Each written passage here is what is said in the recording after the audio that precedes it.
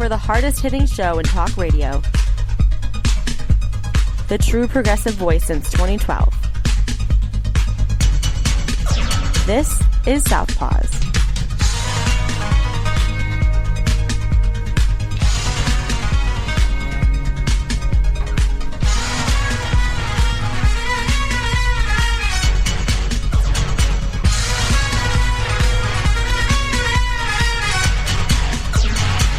Welcome to Southpaws on the Pacifica Radio Network. We are the leaders of the revolution. My name is Darren Gibson, and I'm your co-host. My name is Jack Prince, your fellow co-host.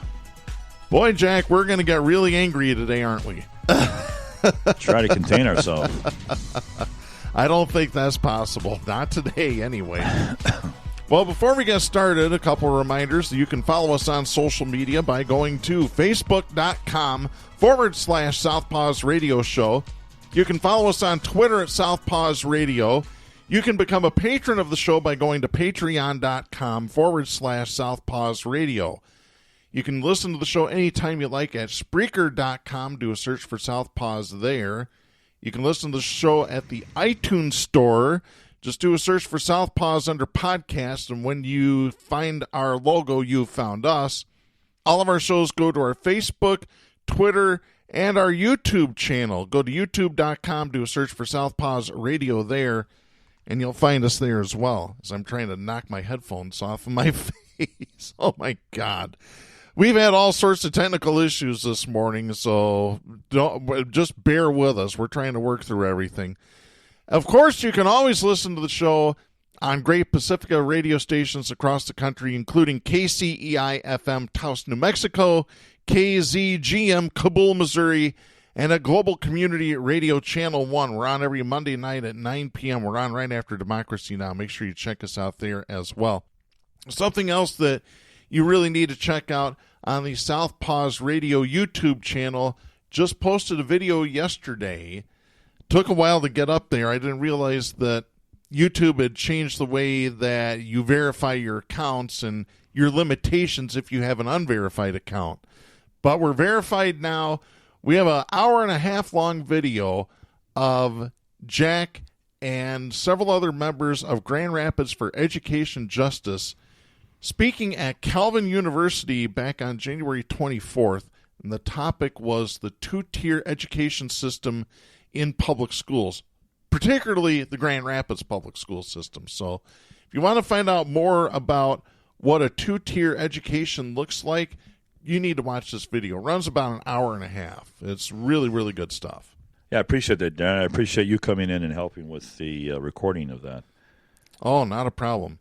Not our expected welcome center, Calvin College, but they were very gracious. Yes, they were. And some of the students stayed after the lecture to kind of pick your brains for some more ideas. Apparently, they were working on a project. So, yeah.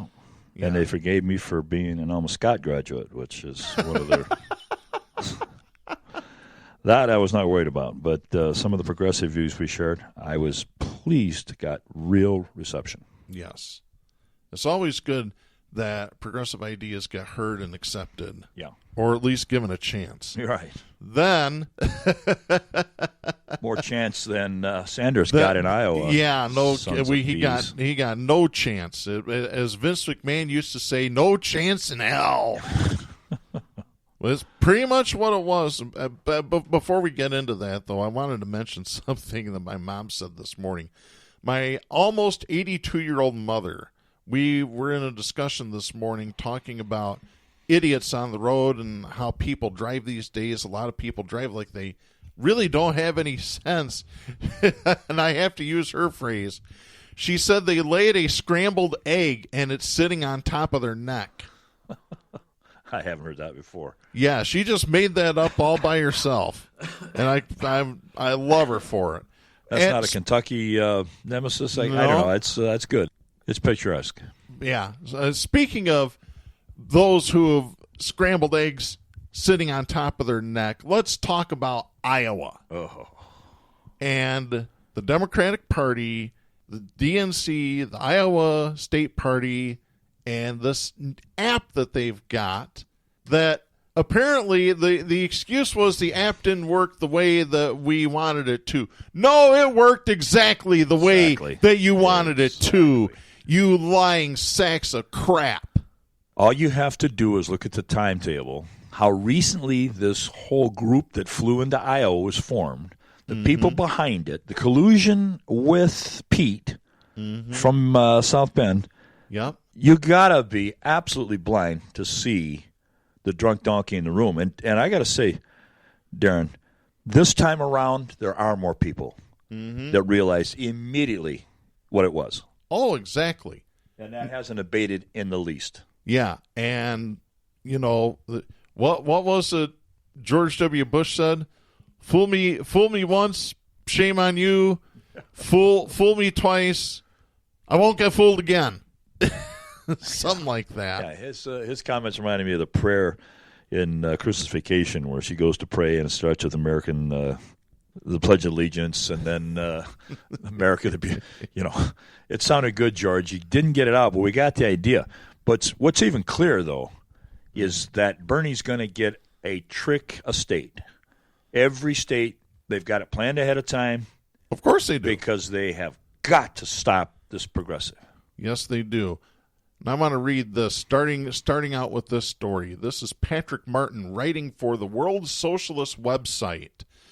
This is dated February 4th. By the way, the World Socialist website puts out a really good podcast. Some Pacifica stations air that podcast. Yep. You need to check it out. WSWS.org. Great stuff. Yes. Here's the story.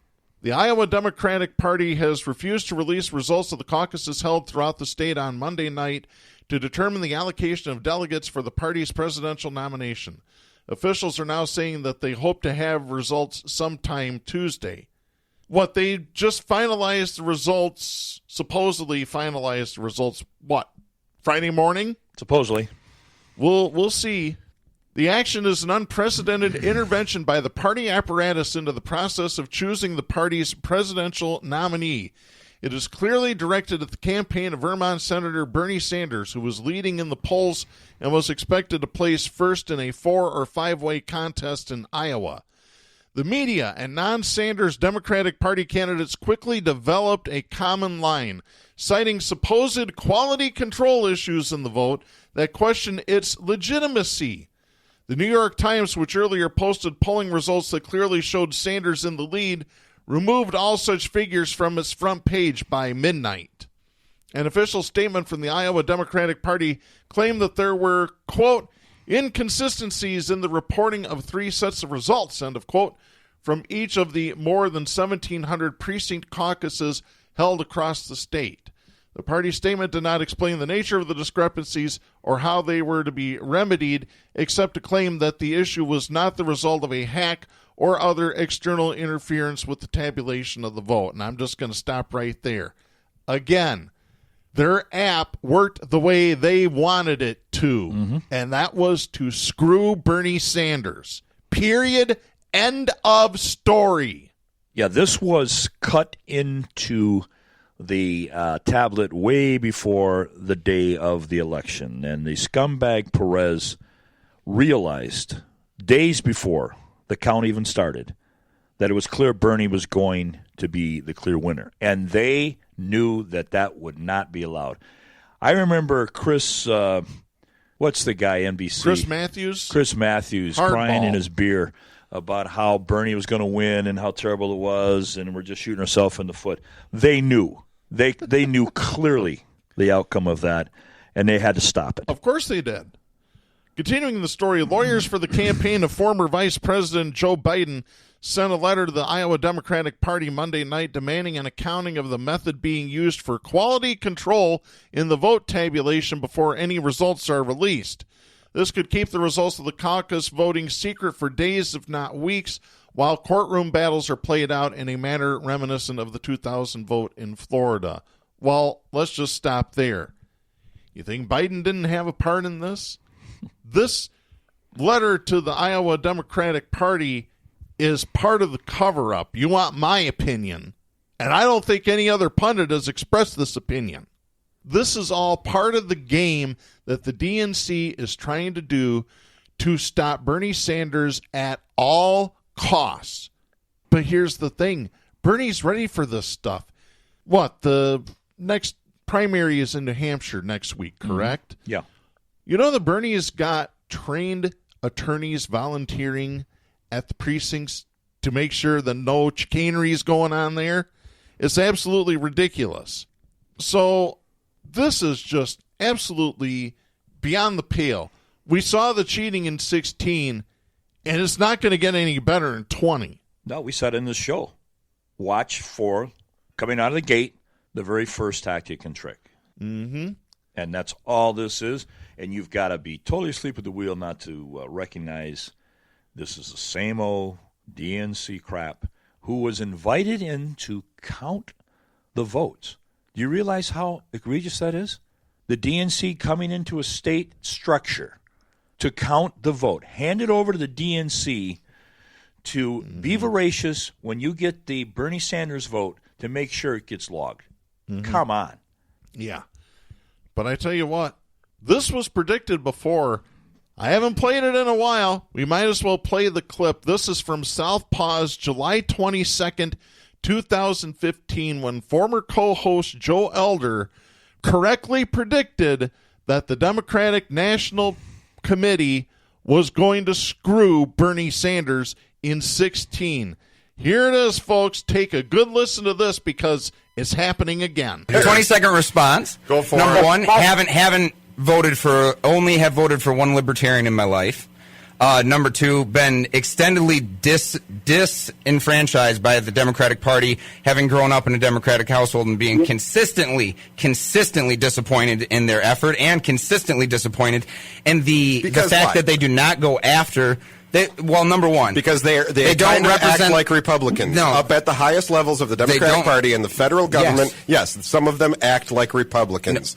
That is your only argument against the Democrats, is that they occasionally act like Republicans. We will see. We will see. Last thing I'll say here, we'll see how good the Democratic Party is and how faithful and how fair they are and how illustriously better they are than all other parties when they screw Bernie Sanders over in his own Democratic caucus. You will see. We'll see. You guys will say that they won't, but you have a little pitter-patter in your heart knowing that will flippin' happen, my friends, because it's a fixed game, and they both suck. And if both parties and if they do suck. it at the highest levels of the federal government, yes, the Democrats do. Some of the Democrats do act like Republicans. And if they do that to Bernie Sanders, you can guarantee I will be the first one to call them out by name and tell them what I think about them. Yeah, well, get ready, because it'll happen. And I was the first one to start calling them out on their BS. Well, what you didn't hear was in a soccer field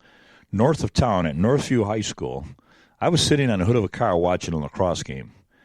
And it came over the radio the fact that Bernie was going to run for president. So there was a few people around. They came over to ask me, what are his chances? What do you think? I said, they will never allow it. Oh, but he's got support here. Oh, but he's got a history. I said, they will not. The media alone will kill him. Absolutely. And that was my direct quote. But here's my question to you. Why do people think, and I'm even speaking to these diehard Sanders burners that love him, and I love those people. Why do you think it would be less egregious this time from the DNC? And I've heard people say, oh, they can't do it twice. Oh, yes, they can. They absolutely can, and they are. They're doing it now. Wake up. Why wouldn't they do it now? They're going to redouble their efforts. Yeah. You think Trump's more inclined to go and get help from foreign countries now after his so-called acquittal? Do you think the DNC, after doing it last year and then having a court say they can do whatever they want, they're a business, they don't have to be honorable? Do you think they have less motive now? Do you think they like Bernie more now? Let me give you this analogy. You get a cut on your skin. You go to the doctor. You get an infection in it. They start you out with an antibiotic. It doesn't seem to kill the infection. It turns into MRSA. So what are they going to do? They're going to give you the strongest antibiotic later after they tried everything else first. This is exactly what the DNC is doing. They started out slowly, and they're working their way up. That's my euchre game analogy. Yeah, yes, it is. It's the same Well, you got to remember, we're in Michigan. Not too many people play euchre outside of the state of Michigan. And please excuse us for our unsophisticated political terms, the euchre syndrome, meaning you take the hand with the lowest possible card. Mm-hmm. If they have to walk in with a crazed so-called drug addict to assassinate him, and I'm trying not to be extreme here, that would be the ultimate. That's the jack of spades in the euchre, but they're not going to do that. And they'll take the lowest way to try and accomplish. And if that doesn't work, then they'll go to the next. If that doesn't work, they'll go to the next, and it'll be increasing. And why would it not be this way when you see Perez just days ago hand all the leadership roles to anti-Bernie people, corporate execs in the framework of the party leadership? Yeah. Well, what would you expect? Chickens lay eggs. And then idiots lay scrambled eggs, as my mom would say. Right. Unbelievable. Let me play this other clip, because this goes right along with it. Again, this is from the July 22nd, 2015 episode of Southpaws, where Joe Elder rips apart the two-party system. Take a listen. My issue is I'm not saying they're the same. Let's make a basketball analogy from it. The two-party system, for some reason, we have Dems and reps alike thinking we're comparing Michael Jordan to some average player and saying, look, here's the great group. Here's the terrible group. Mm-hmm. This group's way, way, way better. I mean, we're talking the greatest ever. This group's the worst. They're awful. This is Horace Grant compared to MJ. I'm saying both parties are like Steve Kerr and Tony Kukoc. Irrelevant. Not very important. We could have multiple players in the game that are much better than either of them, and we don't even talk about them because we're fixated on a two-party system. And that's absolutely correct. How much publicity do you think the Green Party gets in this country? The Libertarian, the Taxpayers Party, the Working Class Party? None of them. No time whatsoever. The only one that's been close in the last few years has been Jill Stein of the Green Party. And that was it. Yeah, Darren, I want to read this article I mentioned to you before the show. This is from Truthdig. Yes. And it quotes one of our favorites, Noam Chomsky. Yep. Since early Tuesday morning, when it became clear that the Iowa Democratic Party would not immediately release its 2020 caucus results, and bells should have gone off, in my words, a range of conspiracy theories have bloomed on social media about the Democratic National Committee and Shadow Incorporated. Yes, can you imagine having the name Shadow Incorporated? The tech firm it enlisted to build its tabulating app.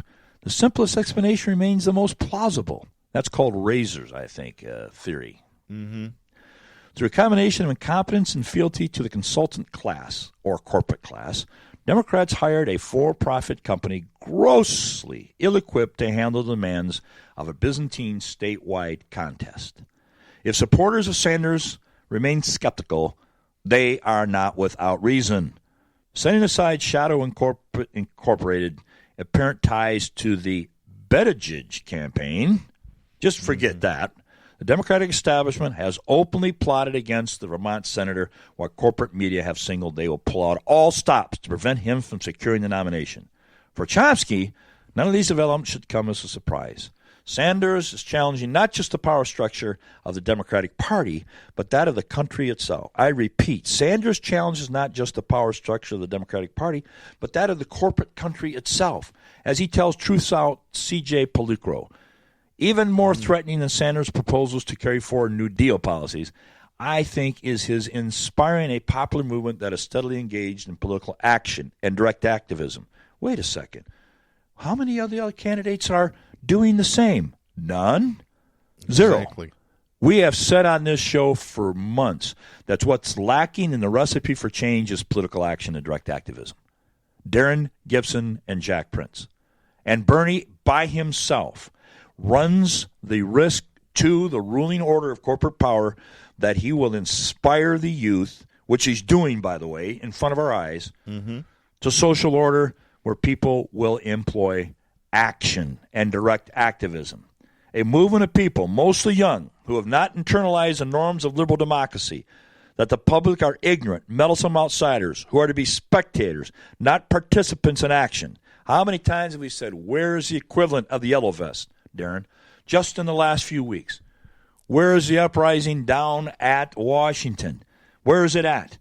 But the establishment Democrats want to raise a generation of ignorant spectators, not participants in action, with their only action being the entitlement to push a lever every 4 years.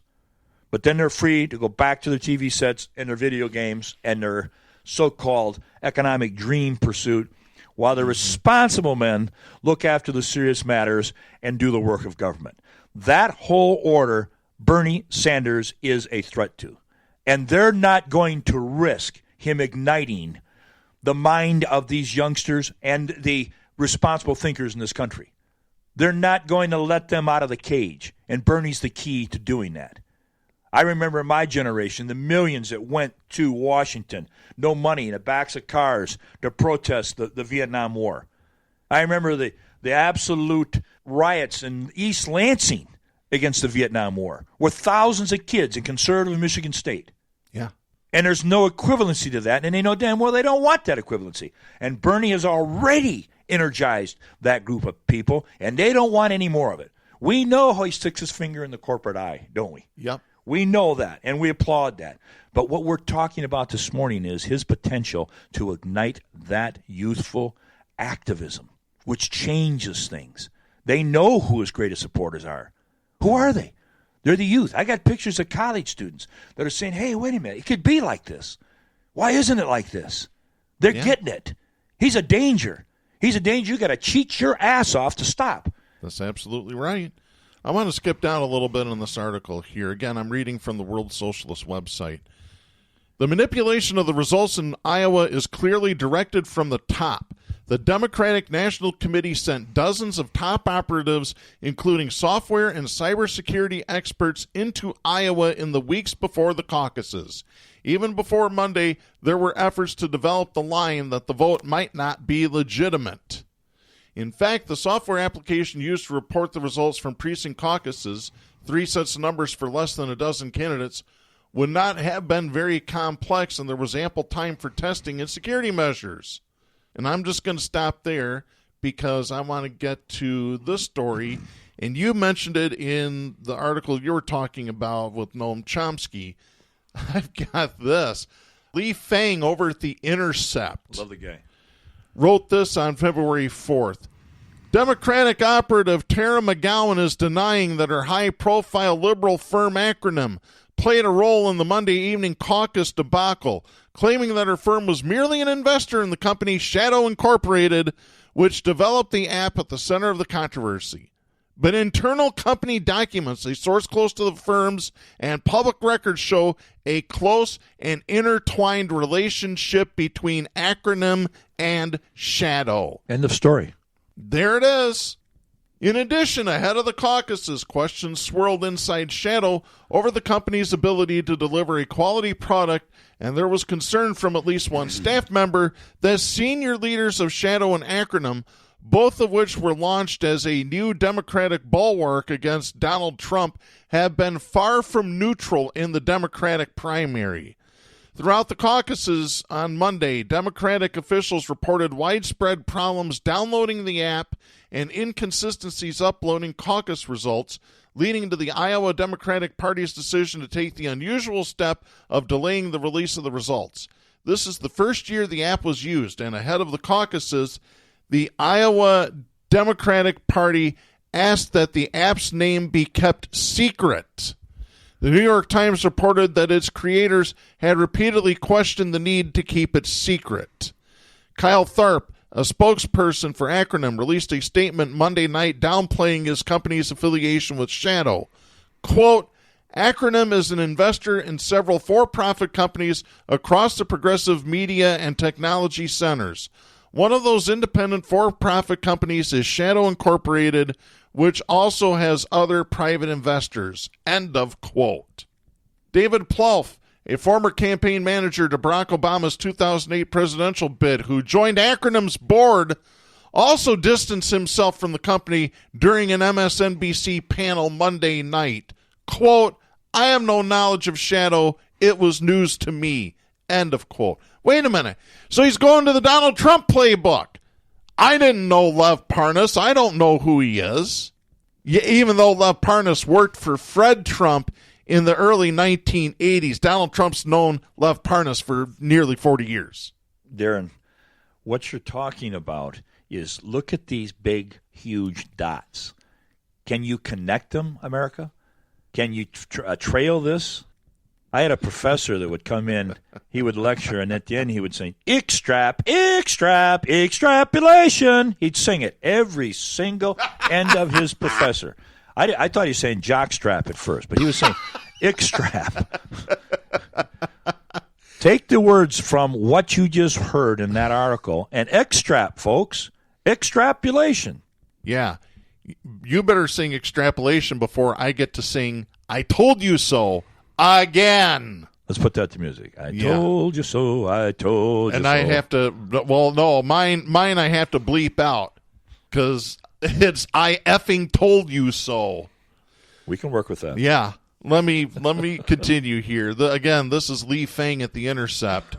But previous statements in internal acronym documents suggest that the two companies, which shares office space in Denver, Colorado, are deeply intertwined.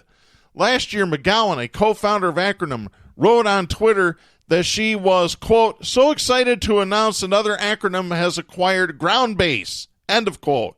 Now, who's Groundbase? It's a firm that included, quote, their incredible team led by Gerard Namira, plus are launching Shadow, a new tech company to build smarter infrastructure for campaigns, end of quote. McGowan also noted that, quote, with Shadow, we're building a new model incentivized by adoption over growth, end of quote. The acquisition was announced in mid-January of 2019. In an interview on a related podcast last month, McGowan described Namira as, quote, the CEO of Shadow, which is the technology company that Acronym is the sole investor in now, end of quote. What's more, internal documents from Acronym show a close relationship with Shadow.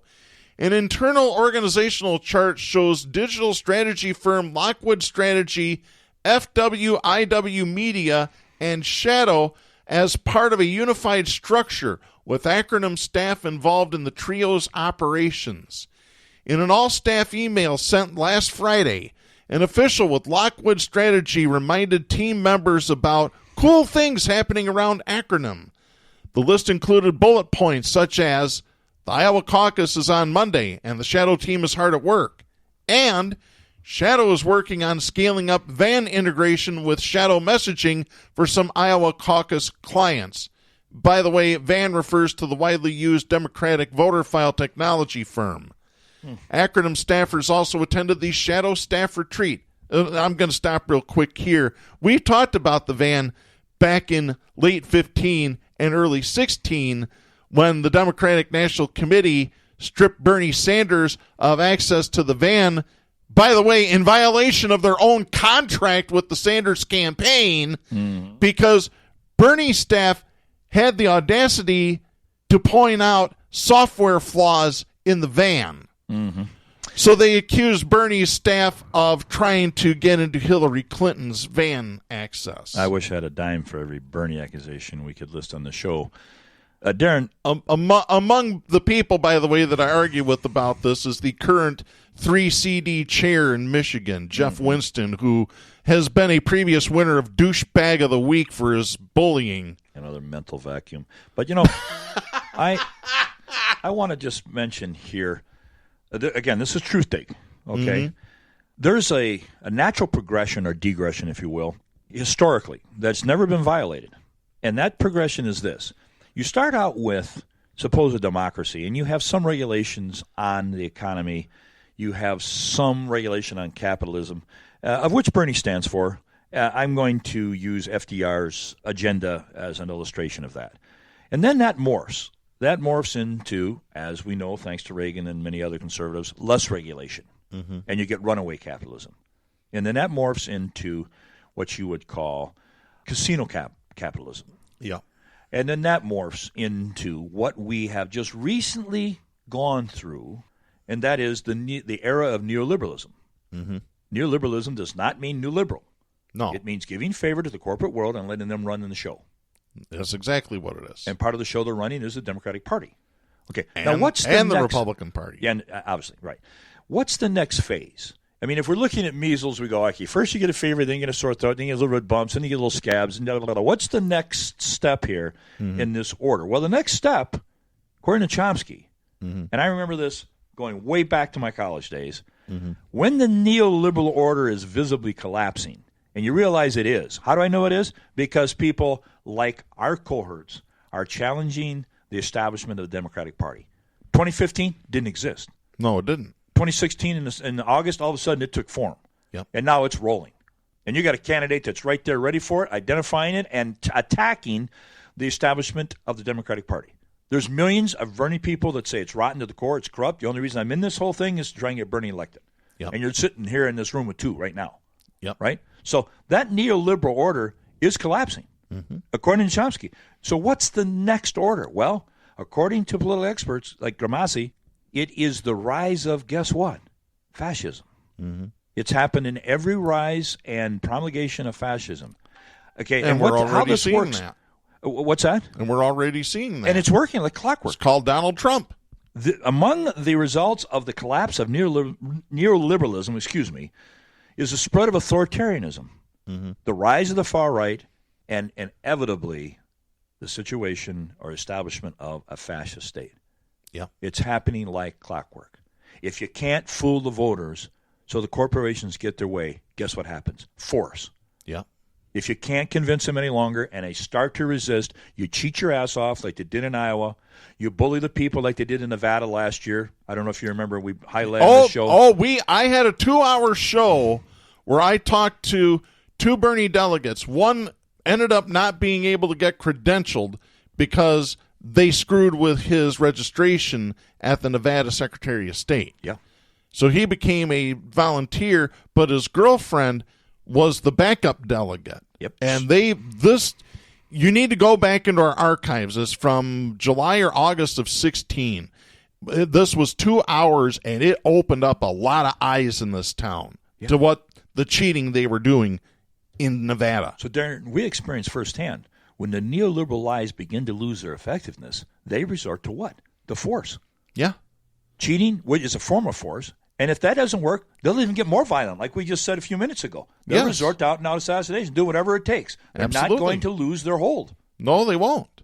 If there's one thing that the owners of this country love more than money, they love power more than they love money. Yeah.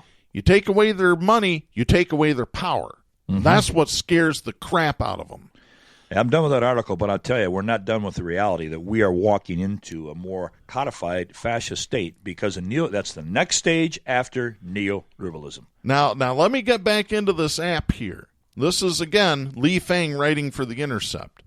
A person with knowledge of the company's culture who asked to remain anonymous for fear of reprisal shared communications showing that top officials at the company regularly expressed hostility to Senator Bernie Sanders supporters.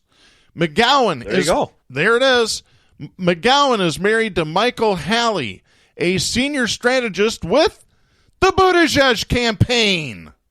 Shocked. There is no evidence any preference of candidates had any effect on the coding issue that is stalling the Iowa results. No, right there, that's Lee Fang covering his ass right there. Because I can tell you, where there's smoke, there's fire. There really is, folks. You need to wake up. Oh, but it's just a coding error. Yeah. Don't get that on your establishment toes. Coding error, my ass. Let me continue this story here. Acronym launched with a promise to compete with the Trump campaign's strong emphasis on digital media, launching Democratic messages through paid advertisements on Facebook and other platforms. But the source said the company in many ways was woefully unprepared for the many challenges it had taken on, including the Iowa caucus app. A precinct captain for Sanders, who requested anonymity because they were not authorized to talk to the press, confirmed that the rollout was rushed. The source said, quote, "We didn't know about the app until like a month ago, and we didn't have access to the app until like 3 days ago." End of quote. David Jefferson, who also serves on the board of Verified Voting, a nonpartisan election integrity organization, told the New York Times, quote, This app has never been used in any real election or tested at a statewide scale, and it's only been contemplated for use for 2 months now. End of quote. Federal campaign finance records show that the Iowa Democratic Party and the Nevada Democratic Party retained Shadow to develop its caucus app. Shadow has also been retained for digital services by Buttigieg's campaign, which paid the company $42,500 for software-related services last July, and by Joe Biden's campaign, which paid Shadow $1,225 for text messaging services last July as well. Now, since this story came out, the Nevada Democratic Party says they will not use the Shadow app when they run their caucus later this year. We'll see. Continuing, Shadow was launched by former staffers to Hillary Clinton's 2016 presidential campaign, including Namira, Krista Davis, Anna Rao, and James Hickey. That is according to professional biographies listed on LinkedIn. Shadow did not respond to a request for comment. Acronym, which includes a hybrid model of a 501c4 entity that does not disclose donors and a super PAC that does, has been a favorite for deep-pocketed Democratic donors. Donald Sussman, the founder of Paloma Partners, and Michael Moritz, a partner at Sequoia Capital, each donated $1 million to Acronym last year. Filmmaker Steven Spielberg gave $500,000. Investor Seth Klarman, once a major donor to Republican causes, gave Acronym $1.5 million. Acronym appears to have deleted portions of its website showcasing its involvement in Shadow. Namira, in a now-deleted blog post, had wrote this, quote, Acronym is thrilled to announce the launch of Shadow, a new technology company that will exist under the Acronym umbrella and build accessible technological infrastructure and tools to enable campaigns to better harness, integrate, and manage data across the platforms and technologies they all use. End of quote. This morning, that would be Tuesday morning, I believe, William McCurdy II, the chair of the Nevada Democratic Party, released a statement announcing that the party will not be using the Shadow app for its February caucus. McCurdy said, quote, Nevada Dems can confidently say that what happened in the Iowa caucus last night will not happen in Nevada on February 22nd. We will not be employing the same app or vendor used in the Iowa caucus. We had already developed a series of backups and redundant reporting systems and are currently evaluating the best path forward. End of quote. Well, what they're actually saying is, we saw what happened in Iowa. We're going to make the cover-up even better when Bernie gets to Nevada. How much you want to bet that is? Yep, that's definitely what they're going to do. Yeah. Unbelievable. It's right there, right in front of your eyes, folks. All you got to do is open your eyelids. Let me ask you a question. What would have been the appropriate response by the Bernie supporters to this corruption? Would they not have called? I don't think Weaver's going to do this, but is there some real militant there that wants to see the country saved? Because without it, it's not going to be saved. Yeah. Pete's not going to do it. Warren's Biden's not going to do it. Klobuchar's not going to do it. So you go out there to, I don't know, the Capitol, Des Moines, I don't know. Where's the campaign headquarters? Yeah. You go someplace, and you call for a rally, and you occupy, and you move in, and you keep bringing people in. You started on a Thursday, and by Sunday night, you got 10, 15,000. That's not hard for Bernie, right? Shouldn't be. And you don't advance to New Hampshire. You don't move ahead to New Hampshire.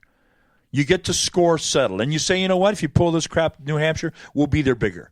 Mm-hmm. And if you want to do it in California, on and on and on, we will match your corruption head on. Absolutely. That's what we need to have. It's good to have him declare victory. It's good to have Bernie say he won. He's got 6,000 more votes. Okay, yeah. But the impact that the DNC wanted was accomplished, which was to water it down and give momentum to a corporate sweetheart named Little Pete and take it to New Hampshire. They got that plugged in. Mayor Cheat. That's what he's been called on social media. The hashtag Mayor Cheat has been trending big time on Twitter. And here's another article. You mentioned this. Jim Narakis, writing for Common Dreams. If you turn to the New York Times for an update on the excruciatingly and inexplicably slow counting of the votes from the Iowa caucuses, you find what looks like a bar chart showing the South Bend mayor Pete Buttigieg did approximately 50 times better than any of his next closest rivals. On closer examination, it turns out that it's not a bar chart, but merely the New York Times indication that Buttigieg is in the lead, with, at the time that this article was wrote, approximately 75% of the precincts reporting. But leading at what? Not in the number of votes received, either in the first or the final round of the caucuses. The candidate leading in both of those categories was Senator Bernie Sanders, who had a 2.8 and a 0.6 percentage point lead, respectively. That's the first round and the final round. Darren, if I could interject here just a minute, when you just mentioned the name Bernie Sanders. Yeah. I just wanted to have one of the issues that Bernie Sanders is totally unique in before we move on with the show. I know we got impeachment and so forth. Yeah. Bernie was quoted last week as saying, my goal is to make sure that every teacher in the United States earns at least $60,000 a year. I'm a teacher sitting here retired. I don't have a lot of money to heat with. Here's the deal. How many other Democratic candidates in your memory have taken a very simple resolution and made it a straightforward proclamation that he would do it if he was elected president to raise the teacher's salary? Have you heard anybody? No. How about the so-called progressive here in this state that ran for governor, Abdul? Did you ever hear him say that if elected governor, he will raise the teacher's salary to $60,000 a year? Does anybody in this world that can speak English doubt that Bernie Sanders would do it given the chance? Oh, I know he would. Do you think, for example, he wouldn't raise taxes on the stock exchange every transaction so that he could give people free college? Anybody doubt that whatsoever? I don't doubt it. You take these issues. It's not an ID thing. It's not who's the cutest little smooth speaker like Pete. It's the issues. This issue right here that strikes close to my heart.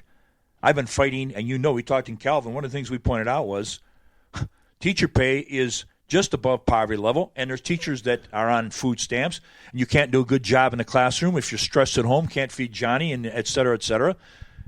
He's got answers for your problems today. The number, I just saw a statistic a couple of days ago. I think it might have been Jeff Smith at Grid posted about this, where in the state of Michigan, just in Michigan alone, over a 10-year period running from 2008 to 2017, that basically 10 years, that the number of college students that are coming out getting certified as teachers continues to drop year after year after year after year. I posted that. You posted that, yes. I posted that, and the last year, it's 70% drop. Yeah. That's the universities in the state of Michigan with people who enter into education programs or graduate as a teacher. A drop of 7% in 1 year. Why the hell would anybody go into the teaching profession if they're going to have to go on food stamps for the rest of their life, live in their car, take a second job? Exactly. And, if you take, for example, the words again from Bernie, this is turned down. If you believe in the future of this country, if you believe in our children, we have got to believe in our educators, and we have got to give them a livable wage. The presidential hopeful call for a revolution in education, including teacher salaries that start at $60,000. What I find encouraging about that is this little group we're here in Grand Rapids, Darren, on the steps of the administration building called for a raise in teacher salary immediately. You want to enrich and improve upon the educational quality and reverse the numbers. Listen to Bernie Sanders. You want to kiss corporations and give them more of what they want, go and be flirted by the little Pete. Mm-hmm. The cheat Pete. Yep. Cheater Peter. Yep. And here's the thing, folks. I've said it before on the show, and I'll keep saying it until the day I die. Identity politics is going to kill this country. You need to stop taking a look at, we need a female president. We need a gay president. We need a young president. We need a young president. We need an old... No. You need to take a look at the issues. The issues are important. It's not identity. It's not the individual. It's the policy. Stupid. Yeah, you got to holler at them, Darren. They don't hear it. There's so many people that are ignorant to the fact. Like the guy tells me, Bernie is a unicorn salesman.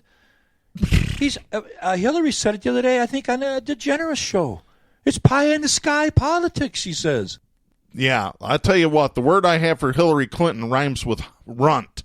Well, I'm a football guy, isn't it? Punt? You're talking punting? Punt, Just kidding. runt, I got hunt, whatever. It rhymes with it. And again, Southpaws being absolutely responsible in our language, but sending the message nonetheless.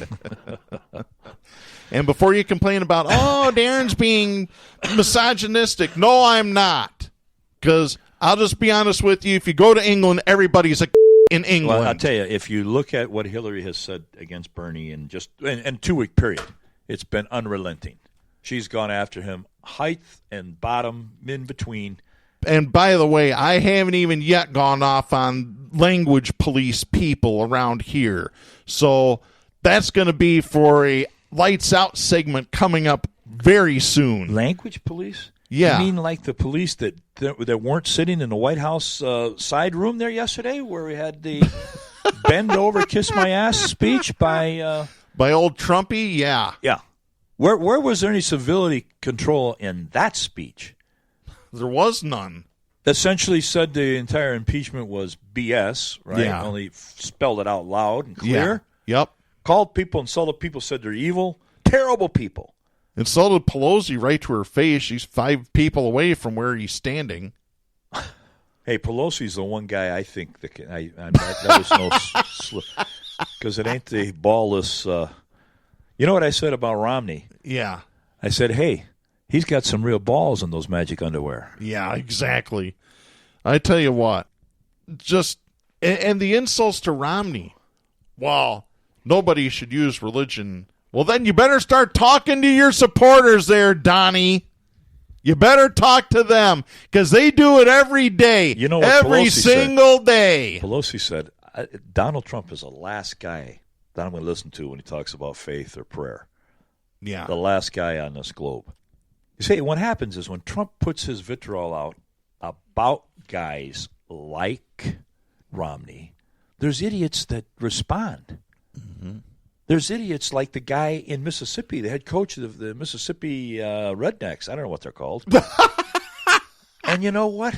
He goes on the warpath from an athletic podium attacking Mitt Romney. And why wouldn't he when the President of the United States has the freedom to do that? Without any, again, like we said, any regards for pure decorum of civility from the President of the United States. And so at least Mississippi realized you don't say that, Leach. You don't come out and denigrate Mitt Romney. I don't care how political you think you are. This is not your venue for that as a coach, any more than a newscaster talking the news, although they certainly violate that every day, could slip in their opinion. Mm-hmm. And Mike Leach is probably less dangerous than the guy down in Mississippi with a double-barrel shotgun under his front seat that hears Trump go after Romney. It's again, I can't get a Christmas Vacation. Remember when Chevy Chase says, I want the head of the guy that cut they gave me these jelly a month vacation bonus. I want him right here. Yeah. And Eddie goes out into the van, he shows drives and gets him and puts him in there. There's people like Eddie out there. When Trump sends out the dog whistle against Romney or against Pelosi or anybody else, these idiots go and fulfill his wish. Yeah, exactly. Because once again, those are the people that have laid a scrambled egg that's sitting on top of their neck. I love my mother for saying that this morning. That was absolutely perfect. And folks, I have a saying for you. It's called the absolute undeniable truth. Acquittal is still impeached. Trumpy, you're still impeached. You'll always be impeached. And if you don't completely destroy this world, and chances are you still will, somebody in the history book 100 years from now and say Trump was impeached in 2020. 19 actually was when he was impeached, but he was acquitted in 20. And Pelosi was quick to point that out. And there's been a good little meme that's been floating around social media that says acquitted does not mean innocent. And it shows a picture of Donald Trump, and right next to it a picture of O.J. Simpson. Yeah. I've seen that picture floating around. I've seen Hillary, Billy Boy, and Donald all hugging each other at one of the events in New York. So these turds all float in the same bowl. Oh, did you say that? I got a way to fix the turds floating in the punch bowl. You want to know how I do it? Right there it is, folks. You didn't even practice that. Nope, I had it lined up and ready to go. Synchronization, ladies and gentlemen. Oh, my gosh. Well, anyway, I want to get on to this. And speaking of Trump and his legion of scumbags that he hangs around, did you see who the new Presidential Medal of Freedom winner is, if you want to call him a winner? Wow. Oh, yeah. Our old friend Rush Limbaugh. Hey, you know what? I'm going to stop right there because this is a clip I haven't played in a really long time. So for you new listeners, here's my impersonation of Rush Limbaugh. I'm Rush Limbaugh, the doctor shopping, pill popping, draft ducking, prostitute fucking, loudmouth piece of shit with a golden microphone. I used to play that all the time when we were on the air over in the Kentwood station. That's too good, Darren. That is way, way too good. Yeah. So that was choreographed. If anybody thinks that he went on his show a day before the State of the Union address and made that announcement, and then 12 hours later the White House pulled that off, you got another thing coming. Who knows? They got to. I keep calling Trump Bush. Trump and that's a nasty habit. OxyContin. They all got together and said, "Hey, I'll announce it on my show, and then I'll just pop up at the State of the Union, and you pin on the medal around my neck." Yeah, and this has caused a lot of controversy since Russia's announced Monday at the end of his show that he has been diagnosed with advanced lung cancer. Well, I know there's been a lot of criticism of Rush over the years, and very deservedly so. There's apparently a lot of people that happen to agree with me that what this is, Rush getting cancer, lung cancer, this is karma. This is what happens when you treat people like crap. It all comes back. What's the Bible quote? He who soweth the wind shall reap the whirlwind. You don't hear many of those out of Darren's mouth, ladies and gentlemen. Not very often. Not out of this atheist. I've watched a lot of Lone Ranger episodes. So. I told Darren I'm going to turn my atheist pin in because one of my prayers was answered. Yeah. And we know what it was. I mean, let's think about this. Is this the same guy that had a cigar in his mouth? I saw it live. Yeah. And said there's no proof that nicotine causes cancer? Where's that clip? No, where is that clip? You're not going to find it. Where's the clip where he's talking to a woman on his show, broadcast to how many outlets? You've heard it, Hundreds. Right? Hundreds of outlets. And said, ma'am, and he knew she was a black woman. He goes, I can't tell what you're saying. Take the bone out of your nose. Yep. Where's that clip? Yeah. Where is that clip? I can go on. I sent you a list. I've got a list here too. And we've actually got this up on our official Facebook page. If you go to facebook.com/Southpaws Radio Show, look for the article from News One. It's titled Rush Limbaugh's Most Racist Quotes, a Timeline of Destructive Commentary. That's just the tip of the iceberg. We haven't gotten into his misogyny. We haven't gotten into libtard. We haven't gotten into calling Sandra Fluke a slut and a prostitute. You know what her crime was? Testifying in front of Congress about the cost of contraception. Couldn't we use the same axiom with Trump? Not to get away from Rush. We'll get back to him. But here they are worried about Pelosi ripping up the speech, forgetting the fact, and calling her classless, and forgetting the fact that Trump on live TV mocked a crippled person. Yes. You can go the most inflammatory president in history, and who is going to debate that? And you're worried about an 85-pound woman ripping up that speech behind, which she called a pack of lies anyway, so why not rip it up? Yeah. Hey, AOC didn't even go. She's like, this is a waste of my time. Yeah, why would you? To listen to a bunch of lies? It is a waste of time. It's a farce wrapped in idiocy. You know, and the thing is that I've expressed my views that I'm sorry, I don't care if I lose listeners over this. I hope it's slow. I hope it's painful so that he can maybe repent some of his sins. And I've gotten criticism, oh, well, you're not showing very much empathy. Where was the empathy that Rush was showing when he was calling Sandra Fluke, who I've personally have met, calling her a slut and a prostitute on FCC-regulated airwaves? You want to talk empathy? Let's talk empathy.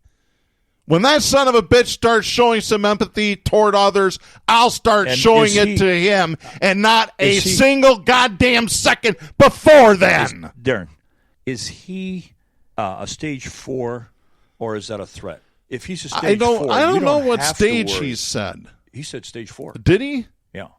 Is stage 4 still treatable? I don't know. It's still treatable. I don't know how well the treatment will work. I guarantee you this. As much money as he's got, he's going to spend every dime of it that he can on getting well. Oh, he'll get donations. With his money, he'll be opened up to all sorts of experimental treatments that aren't being given to the general public, anything like that. Because money is power. I've said it again. Money is power. You take away the money, they lose the power. They don't want that. Yeah, this is just... what a dark period of time. We see the so-called acquittal held up on the Washington Post. We see a medal tied around the neck of Rush Limbaugh.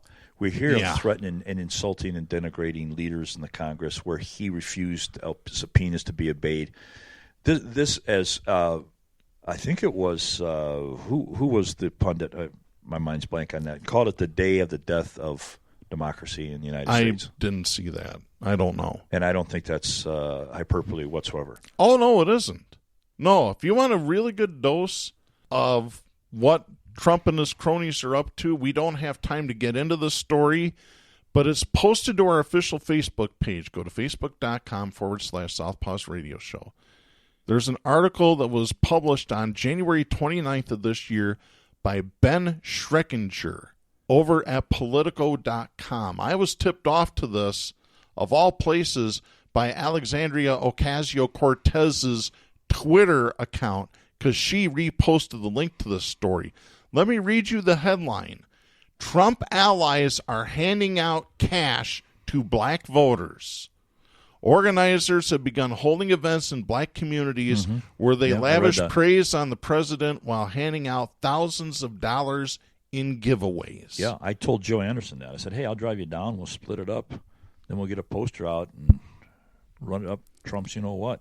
Get the money and go. I posted on Facebook, when I posted the link to this story, you heard the stories back in the 20s and 30s of Al Capone handing out Thanksgiving turkeys to the families in the neighborhood. Oh, that continued for years out in New Jersey. Oh, yeah. This is the same thing, except it isn't a turkey. It's not quite as bad. Instead, the turkey's handing the is cash still more out. honorable than Trump. No, instead you got the turkey handing out the cash. That's what you've got now. Instead of he the runs turkeys. the whole show like a mob boss, so I guess it is a good analogy. Yeah, he pretty much is. Well, he's got a lot of ties, allegedly. Well, his lawyer. Covering my ass The guy in New York that defended the mobsters for years was Trump's favorite lawyer. Yeah. Can't think of his name right now. What, Cohen? Yeah. Yeah. Unbelievable. Again, extrapolate, folks. That's our word for the day. It's time to wake up. It's time to open the eyes. It's time to smell the brew. The alarm's ringing. You better do something. And you better do it now before it's too late. Yeah. Speaking of too late, we're out of time. I'm Darren Gibson. I am Jack Prince. For Kristen Cook, please support independent media and the First Amendment. The stations that carry Southpaws do not necessarily share the opinions expressed on the show. Southpaws is protected by the First Amendment to the U.S. Constitution and is copyrighted by Big D Entertainment. All rights reserved.